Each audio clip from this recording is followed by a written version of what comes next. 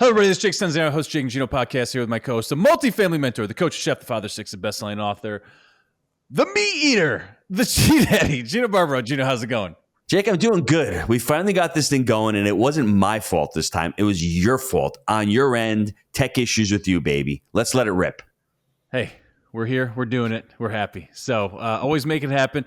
Today's guest is the CEO and founder of Skilled Property Finders, a multi-million-dollar real estate investing company with over 2 decades of entrepreneurial experience. He has achieved six-figure earnings at the age of 24 after discovering personal development. Think and grow rich. That's the path for all of us, G-Daddy.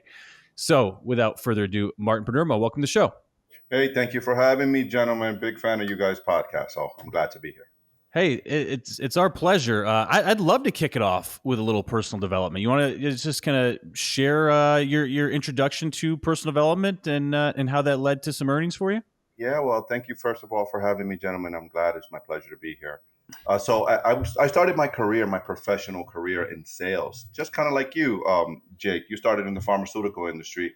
I started in the life insurance. I started selling cell phones out the gate. Cell phones. All right, that's where it all started, baby. Commission cell phone sales. Retail. It was even worse. I went retail, then business to business. Got you. Well, I was in retail first. I mean, before that, Dude, I loved retail commission sales. By the way. Like, I absolutely loved it. It was a constant competition, and I'm a competitive guy. It brought me joy. So, all right, I digress. It's all good. It's all good, man. Retail sales was fun. I was selling lotions, not phones, when I started in my retail. Oh, baby. That's where I met my wife. I think that's where I met my wife. She was my... Dude, were you the guy in the mall, like, running up to me trying to rub that? Oh, man, no, that's tough. Nah, dude, back in those days, we weren't running around the mall like, hey, I was in the store, right? We talk about 1996. All right, well, I'm going to one-up you because when I was at Radio Shack, I was going in the parking lot to pull customers in from competing stores. So that's where I was at. So you should have been in the streets. That's the hustler right there, man. Going to the parking lot. Good for you, brother. Anyways, I was selling life insurance when I was 20 years old. I just gotten licensed to sell life insurance. To me, man, it was the biggest opportunity in the world. In 6 months, I made $50,000 at 20. That's a lot of money, fantastic. Right? But here's what happened. I had that thermometer. Especially these are late 90s, right? This is the late 90s. Yeah, yes. You're balling. Yeah. Balling, killing it, right? And Gino and I talked about this on my podcast.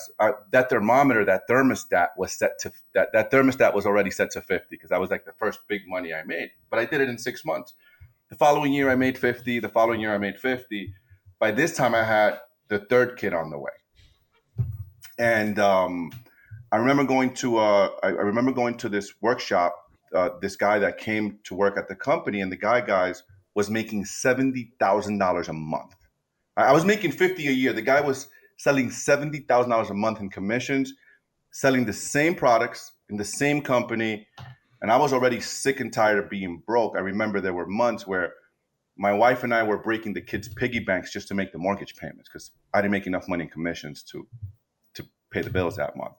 And I went to this guy and I said, hey, man, how in the hell are you doing $70K a month and I'm making $48,000 a year? We work for the same company in the same city. What are you doing? And he made this recommendation. He said, go read this book. And it wasn't Think and Grow Rich. It was The Magic of Thinking Big by David Schwartz. He said, go read that book and then come talk to me afterwards. And I read that book. 6 months, a year later, 12 months after reading that book, that's when I discovered personal development. I made $104,000 that next 12 months at 24. And that's when like this whole world opened up for me. And I was like, holy shit, if I can believe, I can achieve. But I had a plateau because I was a young man. You guys remember when we were young, you thought you had it all figured out, right? We thought I still feel young, man. and I got it all figured out. So not much has changed. You know, I thought I had it figured out. So I used to think that I could turn on and off this secret because it was this secret I discovered, right? And it was this thing I discovered about thinking big, and if I can envision it, and I would just attract things. And I plateaued because I would read, not read, stop developing, then don't develop, and I would go back and forth in my income. I had that yin, that up and down, up and down, up and down. And of course, as I matured, I just really got committed to personal development, and it's just been, since I made that commitment, it's just been up, up, up, up, and up, and up, and up. And I'm just grateful for personal development. I've learned so much. I've become a certified coach, a hypnotherapist. I'm an NLP practitioner. I love personal development. I love teaching. I love real estate, and I just love growing. I just love to grow and learn and get better, and continuously just continuing to get better. So, Martin, for those of us that aren't drinking the Kool-Aid, how do you talk to somebody about personal development? Because they may be saying to themselves, I don't really believe any of this stuff. I just can't sell. I'm not really good at this job. How would you convince them to start on that journey of actually looking within and also reading those books that you mentioned? I read all those books that you mentioned. What are the first couple steps people need to take to start embracing developing themselves? I have to say this to you, Gino, after coaching hundreds of people, right? Early in my career, I can't want something for someone else more than they want it for themselves, right? And I think they have to each individual has to get to a point in their journey where they have to decide. So I created this formula, and I'll share it with you guys and your listeners. I've created this formula for success, and that is, you get to a point like you, Gino, when you was at the pizzeria and you met Jake and you had done those bad deals, right? You hung in there. Good for you. That's grit, right? You were determined to keep going.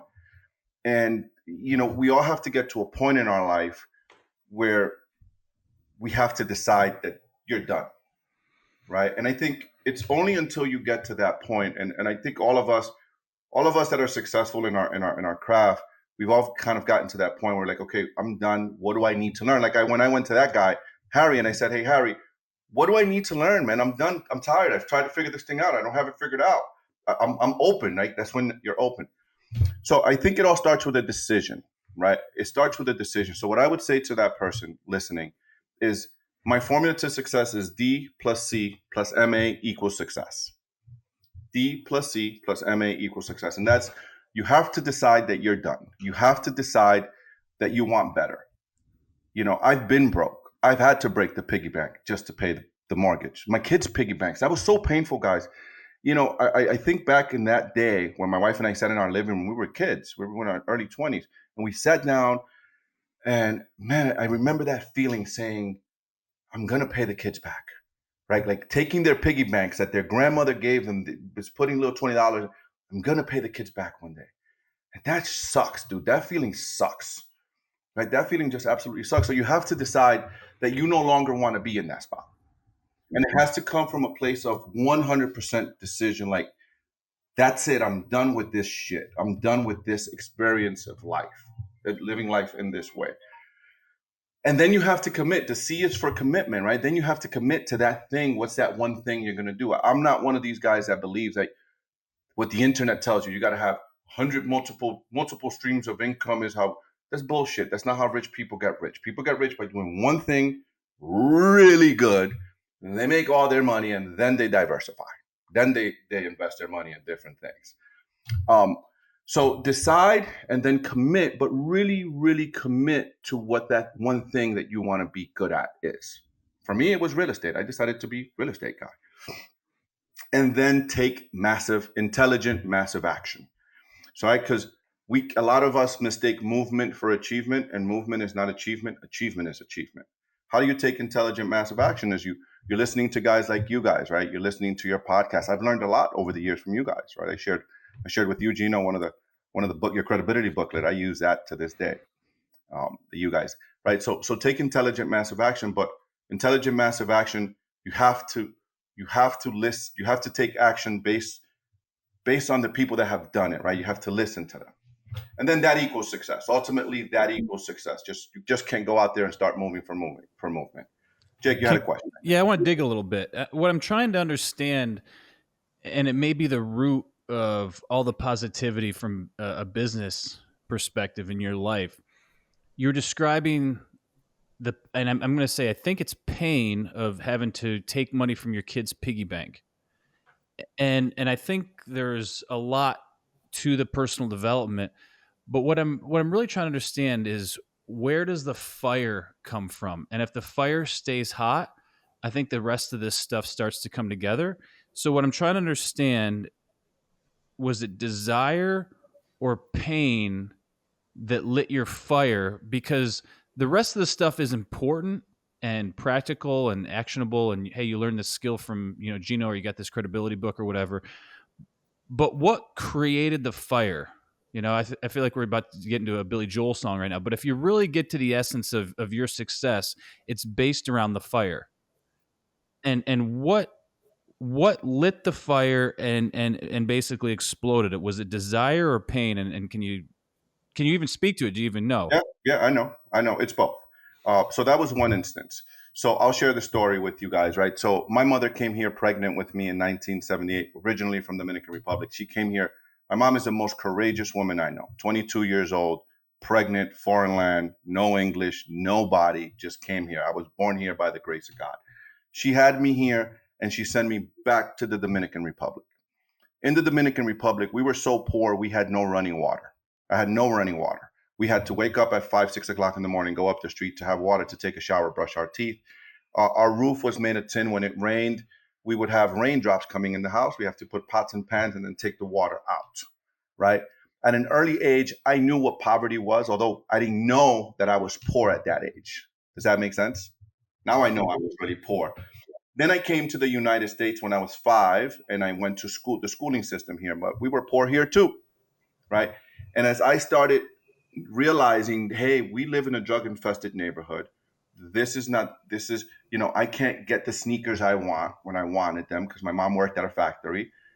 I made a decision. I remember telling my mom at a young age, Mom, I wasn't born to be broke. I wasn't born to be poor. I was born to enjoy the best of the best in life. That's what God's got for me. I've always had that mindset. Don't ask me where that came from. I don't know where that came from. It just did. And then my mom kicked me out at 16, guys. At 16, she kicked me out on my birthday because I was not wanting to follow her rules. And when she kicked me out, I was sleeping in trains and rooftops in New York City, at the beaches. I would take the train to the beach, sleep there, have a place to sleep. And from that pain, I made an unconscious decision, because as you guys know, you make conscious and unconscious decisions. I made an unconscious decision that I was going to own a lot of real estate so I don't ever have to go through that. Yeah. Right. So there's multiple layers here. There is I always wanted the better thing. And then there was pain of not having better things. Does that make sense? So those were the drivers, and so They if you still drive me to today. yeah, no, you still feel it, and you realize what the opposite could be. So that keeps the fire lit and bright. Is there any personality traits that have enabled that to continue on? Like, do you find yourself to be a provider or a protector, or what is it about you that wants the fire to keep going? Is there anything that you can divulge there? So I also have 4 kids. I feel I have a personal responsibility. My wife and I made a decision when we were young, when we had our first kid. We were like, hey, you're gonna stay home, you're gonna raise kids, and I'm gonna go out and do what I have to do. I've always had that in me to go. So I also have that personal responsibility to provide for my family. That also drives me, right? Like, hey, I remember what that's like. I know what that's like. So I'm gonna continue to get better. I'm gonna continue to level up. I'm gonna work hard. I'm gonna do what I look, guys. I know you subscribe to this, Gino. I don't believe in, because I'm brown or English is my second language, that I'm anyone's victim. That's bullshit. I just work on myself. I outwork. I learn. I strategize, and I get to work, and I just outlast. Grit. That's just that's it's in my nature. I saw my mother waking up at 4 o'clock in the morning to get us dressed, take us to a babysitter, to get on the train, to go to Brooklyn for an hour and a half on the train, an hour and a half, to go work at a factory, to pick us up, cook dinner. Like, this is what Well, I saw. any alternative to what you just said is not going to be success. Yeah, And 100%. that's the hard truth for folks. If that's what you want, like if you're really and truly being honest with yourself and you want success, any alternative to what you just said is the opposite of that. There's just no getting around it, Yeah, unfortunately. For there people. isn't. It's grit. It's hard. It's work. Um, and Gino, I think you can relate to this. You have a family that's, look, man. This weekend, just 4th of July, right? So I'm in Pennsylvania right now. So I live in Florida. I have a house here in Pennsylvania. I'm in my second home here. We have a big project we're working on. I'm working on a big 12-unit redevelopment project right now. My project manager quit right. We're getting to the end, so I had to come up. I'm looking to hire a new project manager. execute on the project. And it's July 5th. My mom is here with my sister. They're planning to go to the beach. They're planning a beach the next day. And my mom is like, hey, why don't you go to the beach with us? We had a beautiful day here. We went to lake hikes. We just hung out all day. She was like, why don't you go to the beach with us tomorrow? And I said, Mom, I can't. I got to work. She goes, man, son, you work too much, right? She tells me. And I'm like, no, Mom, I have a commitment to my investors. I have a 9 o'clock meeting with my contractors. We got to plan out the week. We're at the last weeks. I have to go make sure that they have what they need to start on Monday on time. I have to finish this, right? And I remember as I was having this conversation with my mom, I had a flashback of me actually breaking that piggy bank, right? And that feeling I felt when I had to break that piggy bank, and the disappointment I felt as a man breaking my kid's piggy bank. Makes it easy going to work, doesn't it? Yeah, bro. It's easy. It's easy for me to There's no say choice. Yeah, it's easy for me to say no to the beach, to honor my commitment, to honor my word, to make good on my word to my investors, to make good on what I said I was going to do. Right. So it's easy to say, no, Mom, I'm good. She teased me about it, and I was like, Mom, it's okay. But my mom also, I take care of my mom. She doesn't know she travels the world. She doesn't know what it is to pay her rent anymore. I take care of that for her. And that's where Insulate the fortress, baby. Yeah, man. So it's just, I just do what I have to do. I don't make excuses. Martin, who else have you followed as far as personal development? I know Jake said Think and Grow Rich. You've mentioned David Schwartz. If I'm listening to this, what are the personal development gurus? I don't want to call them gurus, but I mean, out there, have you listened advocates? to? Do you want to say advocates, Gino? Yeah, I mean, the word guru is actually a great word. You're taking somebody from out and bringing them into the light, which is really what a guru is supposed to do. But now they've just demonized the word. We call ourselves gurus. We doing it. We're teaching people how to do it. So as far as personal development, I would call them heroes. Who are some of your favorites? My most favorite, my top favorite one is Tony Robbins. Right, I'm a big Tony guy. I've been multiple times to Tony's the 3-day event, the Power Within, Unleash the Power Within. So I've done that one. I've done his whole mastery class. One event that changed my life with Tony was this is not a promotion to Tony. You asked, so I give respect where respect is due. I honor that. Like, someone helped me, I respect it. Right. You guys have been very instrumental to my career as well with some of the things I've learned from you guys. And one event that I went to that totally changed my life was Date with Destiny. It's a little bit pricey. It's like $6 to $10,000 to attend that event. But holy shit, man. I went to that event and I got really, really clear on my purpose and who I was and what I stand for and where I'm going and my values. Like, I got really crystal clear on who I am.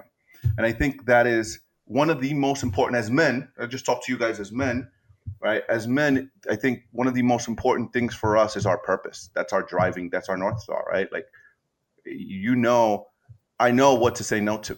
I know what to say yes to. I know what aligns with me. I know what doesn't align with me. Prior to that, I wasn't sure, if that makes sense. Mm-hmm. Clarity will set you free, my friend. Clarity is power, as Tony would say. And before we go to the short answers, give me another one. Give me another person, maybe a little bit more obscure. Like, I like Zig Ziglar a lot. I like Jim Rome a lot. I like Tony a lot. There's so many names out there. I listen to all of those guys. One guy that I really like, that we call him the grandfather of personal development, the godfather of personal development, is Earl Nightingale. Oh, yeah. Love Earl Nightingale. He has a great audio out there. It's called The Strangest Secret in the World. It's free on YouTube. It's a 30-minute audio. I remember, guys. Actually. Dude, I think I had that on CD. Yeah, I got it on CD when I was in the mortgage business. Someone mailed it to me, man. It just appeared in my mailbox. Like, it just like, holy shit. And I put this thing in my CD drive back in those days. You guys At least remember? It felt like it just showed up, right? Oh my God. Yeah, like, holy crap, what's this? And I heard it and I was like, holy crap, this is an amazing gift. Whoever sent this to me, I'm so grateful. I remember when my kids were little, I would play that. We would be having dinner and I would play this because I wanted to instill it in them. I wanted to teach them the strangest secret. And I would just play it in the background so the kids, it's in their unconscious mind, and they're taking it in. So that's one of my Zig Ziglar is. I'm really big on Zig Ziglar. The other guy, Darren Hardy, I love his material. Darren Hardy, he wrote Atomic Habits, I think it was, because our success is is in the little things that we do every day. Our success is in the little things that we do every day. As a matter of fact, I'll show you guys here. I know your listeners can't hear, but this is my journal, my daily journal, and I'll show it to you guys here. And here, my daily journal, I have a Hal Elrod, another guy, right? I got some strategies from him, from Hal Elrod. My morning routine, gratitude, right? G Daddy, you talk about this all the time. When you have gratitude, when gratitude's in your heart, you can't feel freer. You can't feel anxiety when you're grateful for the things you have. You negative emotions can't coexist with gratitude. So I start my morning with gratitude. Then I write my 3 goals, right? Every morning, my top 3 goals. And then I write the top 3 things I must do, that I have to do every day today to get me closer to those goals. Right. And then, there's a question here, which is a real powerful question, is what am I stuck on now? What am I stuck on? And how can I get unstuck from that today? That's a powerful question to ask yourself every single day. It's interesting you brought your kids up. Had some interesting conversations over the past week with my kids, and they're 6. The older ones are 6 and 9, and they're starting to ask some questions about success. Where does money come from? And trying to understand a path in their future. And so I'm starting to sprinkle little things out there to them, like, okay, so is it I got to get a job and that's how I get money? I said, well, that's one level. I said, it's really good. It's great. It's honorable to get a job. But if you want to do really good, you're going to create something or start a business. And that's going to really create the next level of impact and success in your life. And it's interesting to see these little guys and never had these sort of thoughts planted in my head at that age. So I'm going to be interested to see how that kind of sprouts in the future and what kind of results, the change of attitude or perspective can bring. So that it reminded me of that. I love that you said that, man. I could tell you from this point, right? Because I was playing stuff for my kids when they were little. And I could tell you now, so my oldest is 28, 26, 24, and now 22. So this month, the 2 little ones is their birthday. So they'll be 22 and 24 in a couple of weeks. And out of my 4, 3 are entrepreneurs, right? So my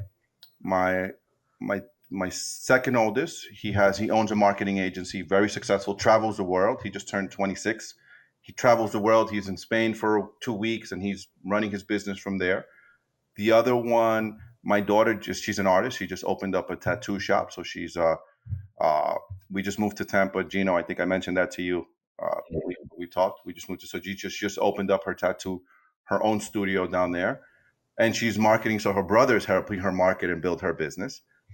And the little one is in my business. So at 20, he bought his first duplex. So he has his first duplex, and he's the guy that runs the sales department, and he's the guy that's out there negotiating deals, finding deals for us, running our team of VAs.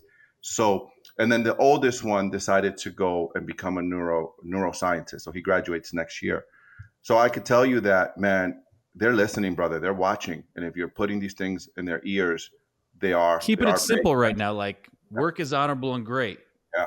Owning a business is going to get you to the next level if that's what you want, right? Mm-hmm.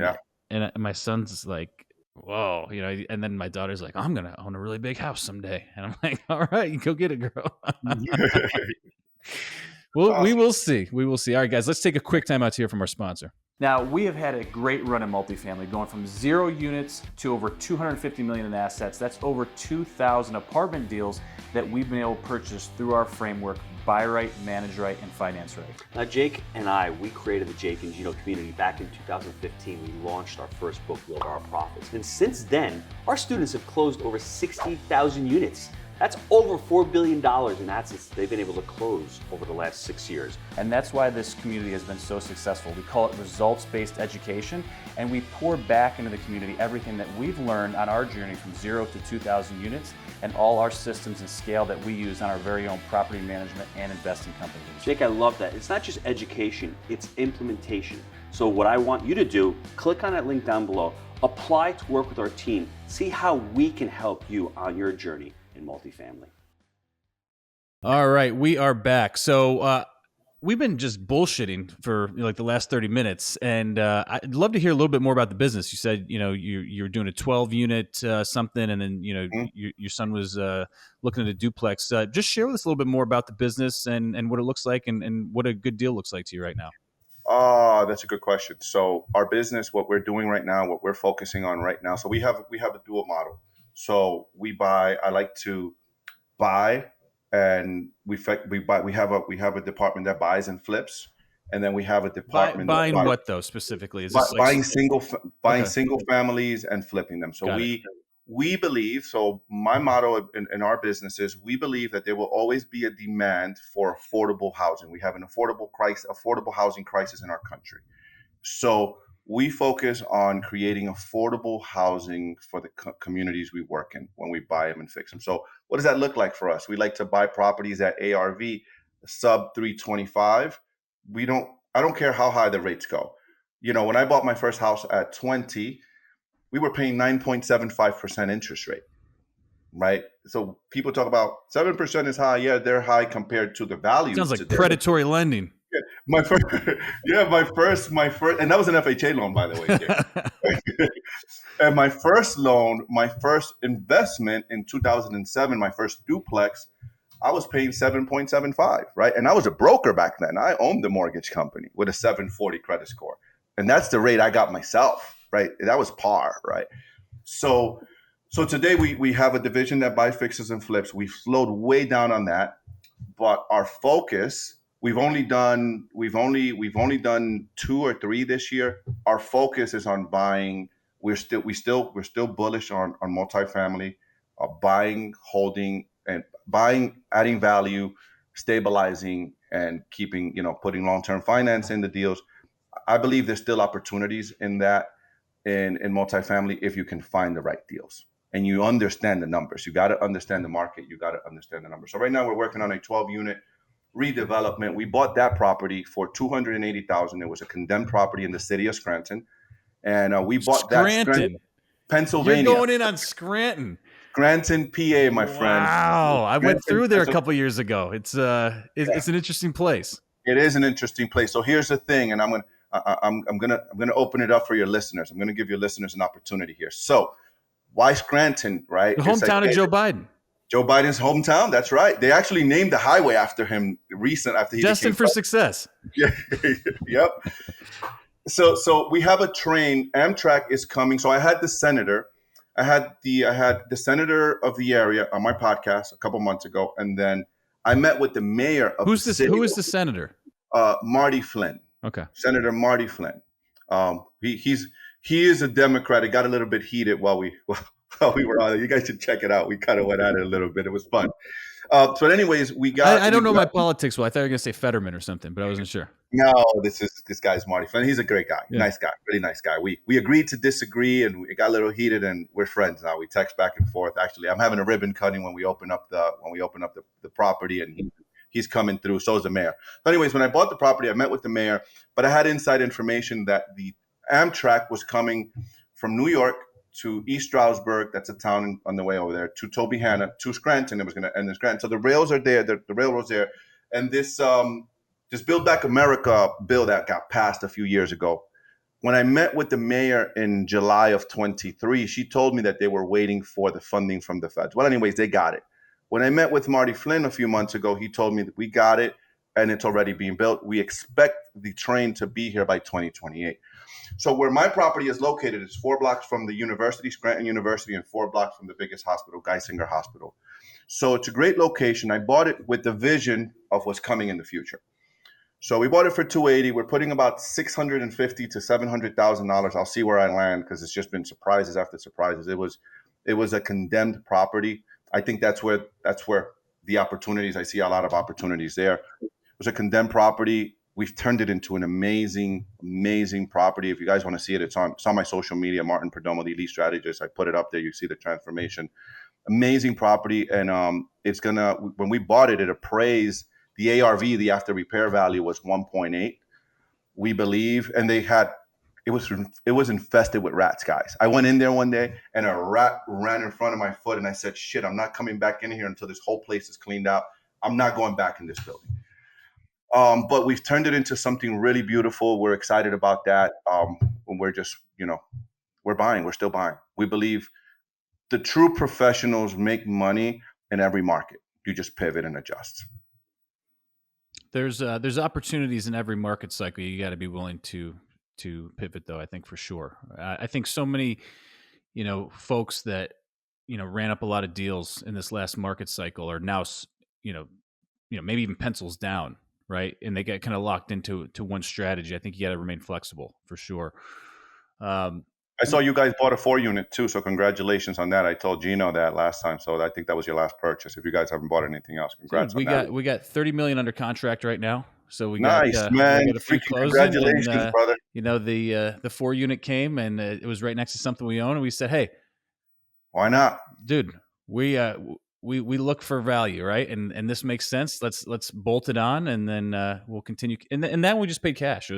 It was right there. And if we see rates in the future that we like, we'll refinance that and repurpose the money. So where are you guys buying now? Where are you guys looking Southeast. at today?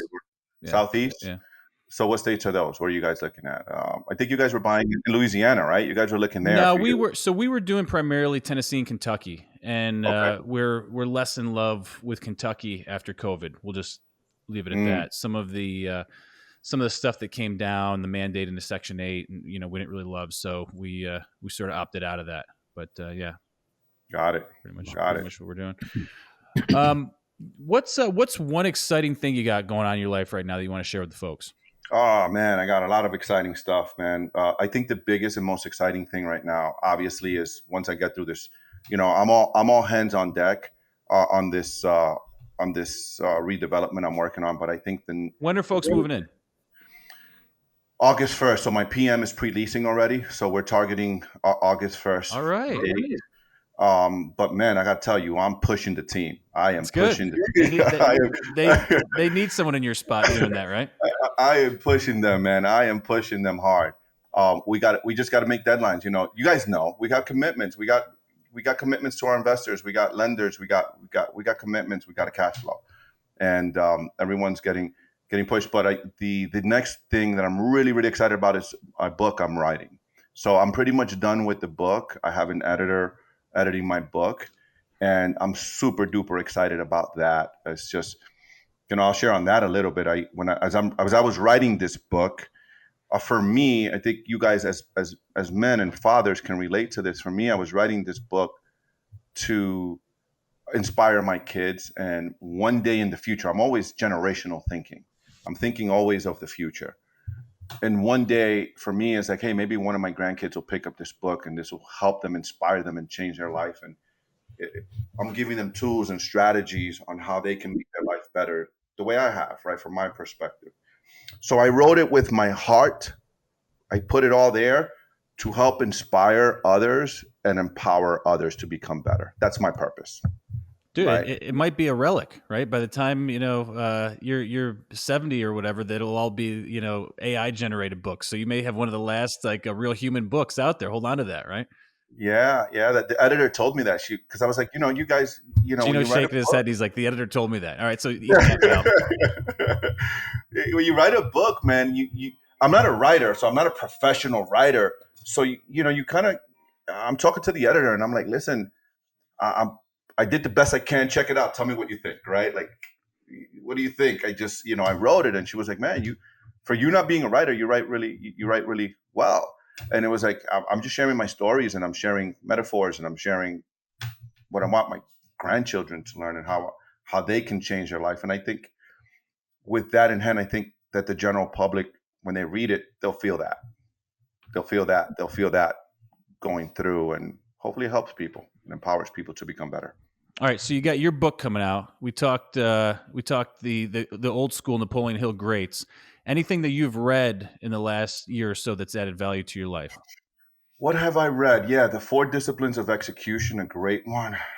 I'm reading a couple books. I have a bunch of stuff right now sitting in the queue to go next. Again, like I said, the Darren Hardy book. Let me look at my stuff. I'll tell you right now. I'm just a reader, man. I just love to. You guys will make book recommendations, and I'm putting it on my library, right? I'm listening to a podcast, and I'm putting it on my library. I just love to read. One great book I just finished reading. It's an old book, Propaganda, which was an interesting book. It's a real interesting book. Now that we're in elections, it's a real interesting book. I just finished rereading Outwitting the Devil. So I have a group of people I coach, and I have them reading that. So I reread it so I can refresh my mind. What about 1984? Have you read that one lately? No, I have not read that one. I've heard it. Ever? I've heard it mentioned. Ever, believe it or not, That's ever. a must read for every. Why do you got to read it? You're living it. What's the sense of reading something that you're living every day? I don't understand. I've heard about it. I've heard. I might have been you guys that mentioned it. No, I've never recommended it. 1984 and Atlas Shrugged, my go-tos. George Orwell's Yes. 1984. Yeah. Let me add it to my library here, so I can. That was like the book that they made me read in like elementary school or whenever it was. It had the biggest, maybe middle school, had the biggest impact on me. I did read. I felt like I was living it at the time in middle school, Gino. Really? I did read the Atlas Shrugged after you guys recommended it years ago. You guys recommended it on your podcast here, and I did pick up. That's a heavy book, man. That's an intense book, man. And it weighs a lot too. I bet it does. I heard it, and I was like, "Shit, this is a heavy." Did you get through it? I did get through it. I kind of Take that, Gino. I kind of chucked through it, but I got through it. I think you guys were debating that. Did you never finished it, Gino? Well, Martin, the problem with the book for me is that it's reality, and as I read it, it's I don't want to say it's depressing, but it sort of is depressing. And when you look at the stories and you're saying to yourself the parallels that are happening today as opposed to what happened in this book, I don't think times have changed. Everyone's saying times have changed. I think times are being exposed. And I think that's the problem, because there's always a certain elite class. There's always a wealth class, and they always controlled. And now the class of the wealth has shifted to politicians and to this, to corporations. So it's always been there. And when you read the book, you're like, okay, there's people who really, truly, people who truly want to change the world and become an impact upon the world. And they're corrupted by those who are leeches, who don't want to do anything. All they want to do is to be able to consume. So you have producers and you have consumers. And at a certain point, when things start going south, all of a sudden the producers become less. You have producers and looters. And the consumers become more. I don't want to know if you want to call it the system of socialism. I think that there may be an element of socialism in there. And all of a sudden you start running out of people that are creating stuff, and then you have a problem. So history does repeat itself. Events do not. Yeah. I do have a question for you guys. I'd like to get your perspective on this. Where do you guys see the future with AI? Where do you guys see the future of our industry, of real estate? Where do you guys see it going? And I had a guy on my podcast, big developer, and he was talking about the robotics, AI robotics in our business. And I was like, shit, that's really cool, man. You guys know the struggle. Sometimes you finding contractors, handy people to do stuff. Sometimes that's tough. They come, they go, and it's tough at times. Where do you guys see the future of our business? Can I answer that first, Gino? Sure. And so you can't get it on Amazon yet. I think it's very challenging for governments to take control. I'm talking about housing, right? And so I think in our lifetimes, I hope, right? I think there's going to be a need. I think it makes sense. I think it's one places that you're not really competing. Well, you are competing to a certain degree, but you're competing at a level where you can still get in as someone making $50,000 a year. You can find a way to become a real estate investor and actually create a small business in America and do it very well and be very successful doing it in a short period of time. I think that's still at play for all Americans, right? Long term, if I'm being transparent, I see the Terminator going to the Matrix, unfortunately. And I'll volley it to Gino. Your turn. I think AI is an amazing tool. Like anything else, I think it's going to be overused. And I think ultimately the human condition wants connection. And you can't get connection with AI. You can fake it. And I think most people going, next 10, 20, 30 years are going to use those emotional, they're going to lose those emotional intelligence connections, and people are you see it right now with the internet. Can you imagine when you have something like AI writing a book for you or doing a video for you, and you're not even doing the hard work?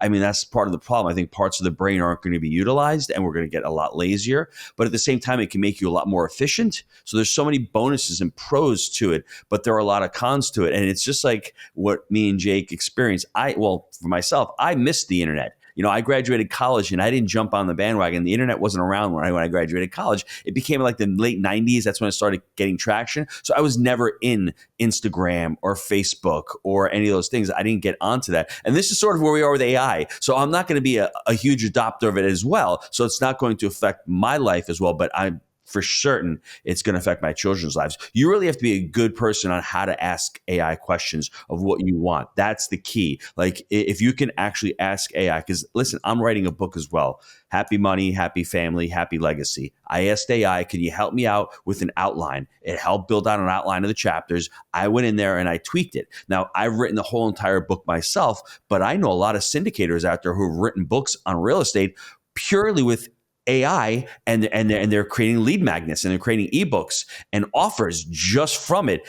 I think that type of book is done really well. But for myself, my personal stories, I can't utilize AI yet with that. So for me, same with you. I actually had to go down, pen and paper, write stories. I mean, AI can absolutely help you with it. But I think hopefully in the future, you'll always need a human element to whatever transactions, especially in real estate. That you really, that human element is great. Picking up the phone, calling the broker, asking what their opinion. There's something there with that. That relationship building is really important in real estate. 100%. I totally agree. I have one more question for you guys. Hold on. I want to be very clear on my answer.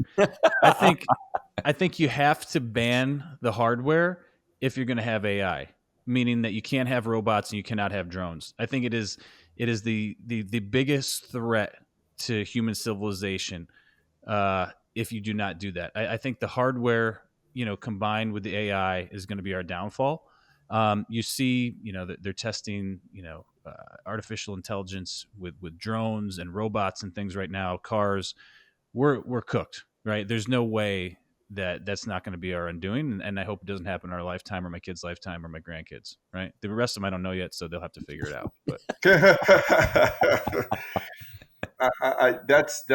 this is an interesting perspective you bring up, Jake. I never thought of it that way. What's the name of that movie, I, Robot? You guys remember that one with Will Smith? Yes. Right. That's the potentiality of what could happen if you allow it. Like, well, that's what I was saying. Like Terminator to the Matrix, right? They eventually the robots come for you, and then they bake you into pods and milk you for your energy. So yeah. I got another question I want real estate related to you guys. I'd like to get your perspective on this. I was listening to Kenny McElroy. You guys are probably familiar with Kenny. And the latest data that we have, which is one of the reasons I believe the greatest opportunity is in our industry in real estate, is that we had 6 to 10 million immigrants come into our country in the last 3 years with the current administration. Dude, that's light. If we're being honest, I think it's probably 10 to 20. That could be upwards of still, if we talk about if we talk about the data we had pre-COVID, right? Let's talk COVID. We had a shortage. At some point, they're going to have to drain the luxury hotels in New York City too. So people are going to get out into the ether, right? Where do you guys see the future and opportunity? I just want to see how you guys are processing this information. So 6 to 11 million, 6 to 10 million. I don't know where the folks are. Like I know a lot of the folks are in New York City and things, and I also know here's the thing that may be going on is that a lot of these states like New York and California have had mass migration loss. So it's a replacement in many ways for those states. So the infrastructure may already be there, but I don't know for certain. Yeah, but I don't know that they lost that many people, right? Hundreds of thousands. Hundreds of thousands, but we're talking 6 to 11 over multiple years. Yeah, but it's also spread out, right? So I don't know. I don't know the answer. Where's the opportunity, guys, with in our industry with these much population growth happening in our country? The opportunity is that Democrats get free votes and the Republicans get cheap labor. So it's both sides of the story, right? So they're both culpable, all right? They're really I think one of the biggest jobs the government has is to protect its citizens, and they're not doing that right now. That's just the reality. There's laws in the books. They're not undocumented. They're here illegally, and that's okay because people fought to come here legally, like my parents did. So I think there's got to be a distinction on that. Now, can we set up worker programs where we can give them visas to come here and let's document them so we can tax them and we can make them above ground so they don't have to hide in the shadows and do all that? I'd love to see a system like that, because if a system like that works, there's enough jobs in this country that Americans don't want to do that they can do and get paid pretty well at doing it. I think as far as the housing goes, you're going to need apartments because it's known. We interviewed, I forget, a couple of demographers. And basically what happens is when you first come in as an immigrant, the first thing you do is you rent. And it takes years of renting, and there's not enough affordable housing units to rent. You know, the last 5 or 6 or 7 or 8 years, there have been a lot of luxury apartments being built. Those residents don't live in luxury apartments unless you're in New York City and giving housing. But the reality is there is a lag in it. What I would say is those immigrants are going to be going to areas where there are jobs. So obviously they come through Texas. There's a lot of job growth in the state of Texas. There's a lot of job growth in Tennessee. There's a lot of job growth in Florida. There's a lot of jobs in New York City. So that's where they're going. They're going to those centers. So those areas are just going to have to be able to support and have that job growth. And you're going to need certain properties to be able to have them rent, because they're not going to be able to buy homes when they get here. They're going to have to be here a few years before. Wait a minute, Gino. I think Martin and his senator knows something that we don't, and that's why he's investing in Scranton. Is there some kind of some deal going on there that you got with the senator, and they're placing people in your housing? I met with the mayor. I literally so my son goes. So I took my son, the one that works with me, right, Julian, with me to this meeting with the mayor, and he was like, "Hey, Dad, why did we meet with the mayor?" Right, and I'm like, "Hey, son, so." It's extremely important. What drives real estate is population growth and employment, right? And it's extremely important that we are talking to the people that know what industry is coming, what's happening. Like, they're the knows. They want us because we are providing a quality service. We're providing housing that's desperately needed across the country. So we want to know what's happening, but I gotta tell you, there's no secret, man. There's not much happening other in that area, other than that the train is coming and that they're hoping. Now he's trying to keep it under wraps. There's 2 million migrants moving to that area. That would be pretty awesome, actually, brother. If rent's that going happens, up man. in Martin's. You better believe it, man. My rents are coming up. So I got one more question wrapped into this, guys, for you guys. What do you guys advise to someone that may be listening to us that's a newbie and saying, pick this up really quick and say, yeah, a lot of migrants, opportunity, real estate, we got to house them. But they're looking at interest rates and they're hearing all the fear mongering and all the fear porn online. Oh, real estate is this and interest rates are high and it's hard and you need all the bullshit we hear about. You have to have all this money. What would you guys tell that person? Dude, it's such right? opportunity right now, and to get in and take advantage of the opportunity. No, it's such opportunity right now. Like I said, we have 30 million under contract right now, spread over 3 deals, and we're going hard and aggressive right now because we see an opportunity over the next 6, 12, maybe 18 months, depending, where we're feasting. And what I mean by that is we're buying as aggressively as we have in the last 3 or 4 years, and the reason for that is things are aligning for us. Interest rates may not be there, but we're buying with credit unions right now at reasonable 6% interest rates, 6.75%, right? Okay. And what we're doing is we don't have prepays on these deals. So we're able to get things that make sense. The prices have come down. And so we're like, holy crap, this is an opportunity, because people are right now, what we're finding, there's people that are afraid that Biden's going to get reelected and he's going to raise capital gains. This is what we're hearing. So we work with groups that go direct to seller as well, right? Besides brokers. And the feedback we're getting from them is that there's people that are scared right now. The capital gains are going to go up if Biden gets reelected, and they're exiting right now. So there's fear and uncertainty in the marketplace, and that creates opportunity for long-term buy and hold investors like ourselves. And so we're gassing it right now, more so than we have, when everybody was going nuts, over the last few years, prices were going high. We've waited for prices to settle. We see where market rents are, and we're going for it. And so right now I'm like, this is a sliver. We got to take, advantage of this hole right now, blast it, and then we'll continue doing our thing. I think we are in a 2011 timeline right now as it pertains to multifamily. You guys remember that 2000? So we cut our teeth. Yeah, man. Me too. I freaking yeah.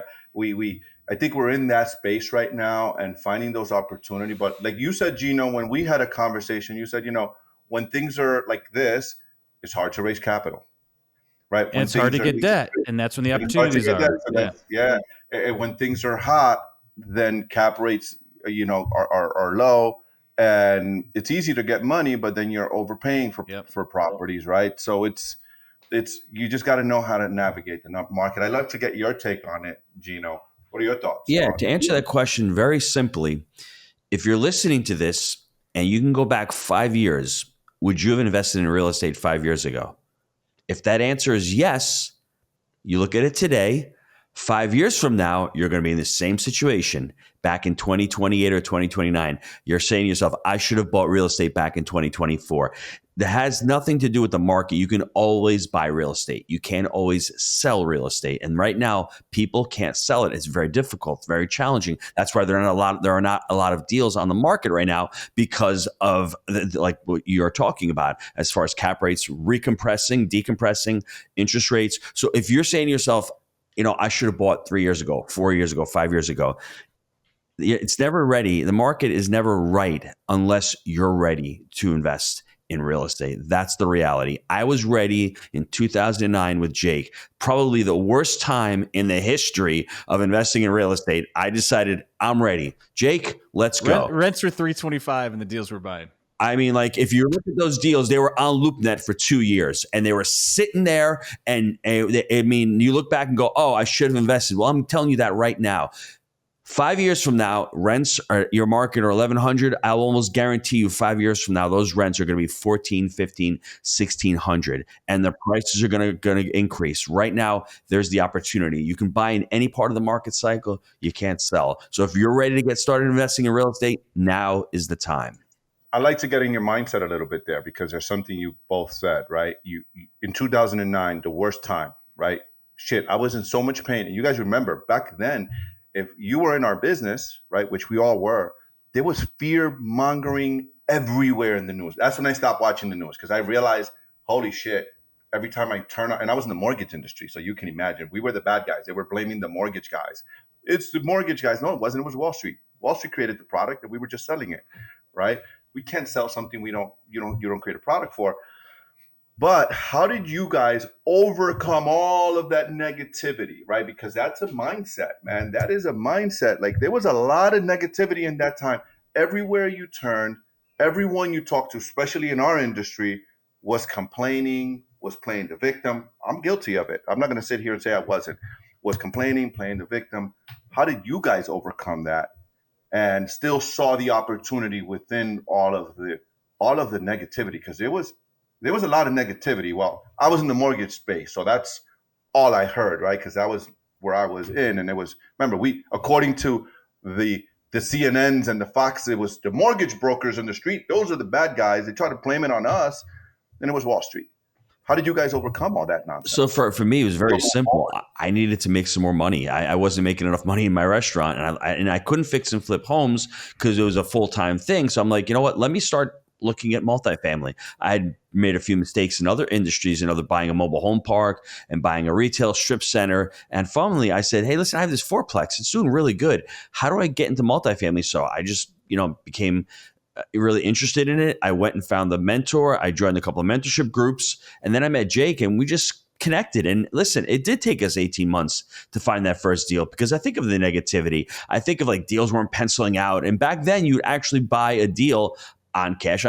If the deal didn't produce at least a 10% cash on cash day one, you aren't buying the deal. It was very interesting. Everything was on sale. Yeah. Everything was on sale. It made sense. Yeah. So I mean, plus I was on the way out of the pharmaceutical company, and I needed a landing spot. So it was like a survival type thing. Like I needed to replace that with something, and so it was the spot for me, if you will. Yeah. I had to make it work.